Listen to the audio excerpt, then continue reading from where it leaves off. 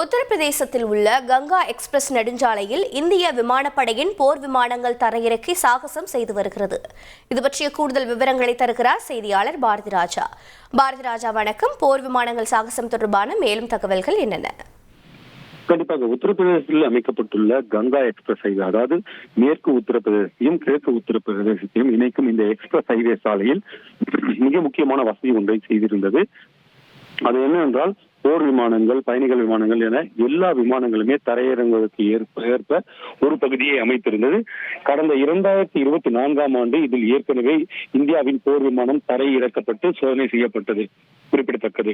இந்த நிலையில மீண்டும் அந்த சாலை அதற்கு தகுதியாக இருக்கிறதா என்றால், தற்போது இந்தியா பாகிஸ்தான் இடையே ஒரு பதற்றமான சூழல் உருவாகி இருக்கிறது. பஹல்காம் தாக்குதலுக்கு பிறகு தற்போது போர் விமானங்கள் ஏதேனும் தேவை என்றால் அங்கு தரையிறக்க முடியுமா, அதற்கான சூழல்கள் எப்படி இருக்கிறது, அதே போல இந்திய விமானப்படையின் பலம் என்ன என்பதை எதிரி நாட்டுக்கு காட்டுவதற்கு வசதியாக இன்று இந்த நிகழ்ச்சியானது ஏற்பாடு செய்யப்பட்டிருக்கிறது. இதில் இந்தியாவின் அதிநவீன போர் விமானமாக இருக்கும் ரஃபேல் தொடங்கி MiG-29, சுகாய் 30 உள்ளிட்ட பல போர் விமானங்கள் இந்த சாகச நிகழ்ச்சியில் பங்கேற்றன.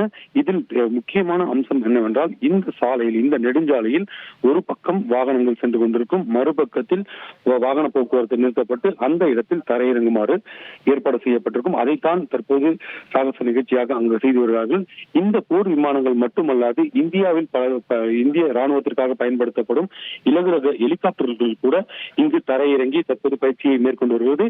இது வெறும் பயிற்சியாக மட்டும் பார்க்காமல் தற்போது ஒரு பதற்றமான சூழல் இந்தியா பாகிஸ்தான் இடையே நிலவி வரும் சூழலில் இந்தியாவின் பலம் என்ன என்பதை எதிரி நாட்டுக்கு காட்டுவதற்கான ஒரு அம்சமாக கூட இதை பார்க்க முடியும்.